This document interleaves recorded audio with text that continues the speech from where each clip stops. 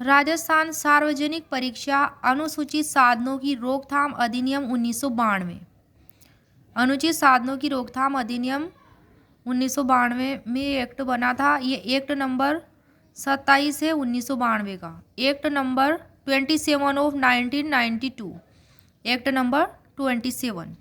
इसमें कुल धाराएं हैं 8 और अनुसूचियां हैं 1। राज्यपाल की असेंट अनुमति कब मिली इसको? तो 8 नवंबर 1992 को। लागू कब हुआ था ये एक्ट? तो 11 नवंबर 1992 को। इसमें परिभाषाएं दी गई हैं, 4 परिभाषाएं 1992 के इस एक्ट में। सेक्शन 2A में है परीक्षा केंद्र, सेक्शन 2B में है सार्वजनिक परीक्षा, सेक्शन 2C में है अनुचित साधन, सेक्शन 2D में है। इसमें प्रयुक्त किए गए शब्द और परिभाषित नहीं है, किंतु आईपीसी यानी कि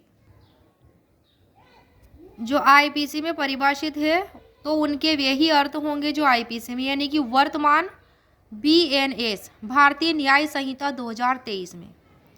कौन से एक्ट में? इस एक्ट में प्रयुक्त किए गए शब्द जो इसमें परिभाषित नहीं है किंतु वह बीएनएस यानी कि भारतीय न्याय संहिता 2023 में पुरानी आईपीसी के तहत ही परिभाषित होंगे। पुरानी आईपीसी यानी कि नई बीएनएस भारतीय न्याय संहिता के अकॉर्डिंग उनके वे ही अर्थ होंगे जो आईपीसी यानी कि बीएनएस भारतीय न्याय संहिता में है। मतलब इसमें परिभाषित नहीं है, वे बीएनएस भारतीय न्याय संहिता में है 2023 में, वे ही अर्थ उसके होंगे। धारा 3 अनुचित साधनों के उपयोग का प्रतिषेध। कोई भी व्यक्ति किसी भी सार्वजनिक परीक्षा में अनुचित साधनों का उपयोग नहीं करेगा। धारा 3 क्या कह रही है कि अनुचित साधनों के उपयोग का प्रतिषेध। कोई भी व्यक्ति किसी भी सार्वजनिक परीक्षा में अनुचित साधनों का उपयोग नहीं करेगा। प्रश्न 4 है प्रश्न पत्र का अपराधिकृत कब्जा या प्रकटन। अपराधिकृत कब्जा या प्रकटन उसका नहीं करेगा, एक्सपोज नहीं करेगा प्रश्न पत्र को। तो ये है धारा 4 में।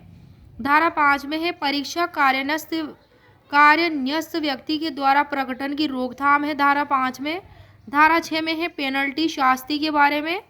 धारा 6A इसमें है प्रश्न पत्रों की चोरी, उद्यापन या लूट कारित करने के लिए दंड के बारे में है। धारा 7 में है उपहति कारित करने की तैयारी के साथ अपराध करने के कारण शास्ति। धारा 8 में है अनुसूची को संशोधित करने की शक्ति।